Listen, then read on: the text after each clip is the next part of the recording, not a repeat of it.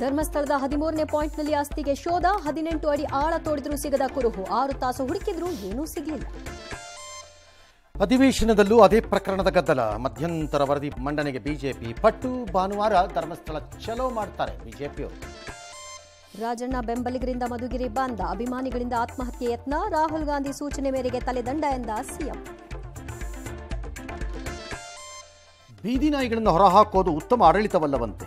Supreme ಆದೇಶಕ್ಕೆ ರಾಹುಲ್ ಬೆನ್ನ ಹಿಂದೆಯೇ ಸಿದ್ದು ಆಕ್ಷೇಪ.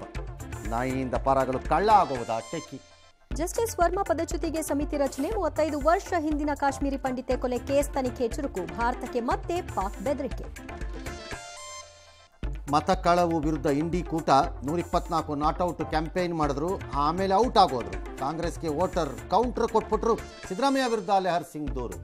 ಸೀತಾಪಹರಣ ಬಳಿಕ ರಾಮ ಸ್ಥಿಮಿತ ಕಳ್ಕೊಂಡಿದ್ದ. ಸಿಎಂ ಸ್ಟಾಲಿನ್ ಎದುರು ತಮಿಳು ಕವಿ ಹೇಳಿಕೆ. ಗೋವು ರಾಷ್ಟ್ರೀಯ ಪ್ರಾಣಿ ಅಲ್ಲ ಅಂದ ಕೇಂದ್ರ.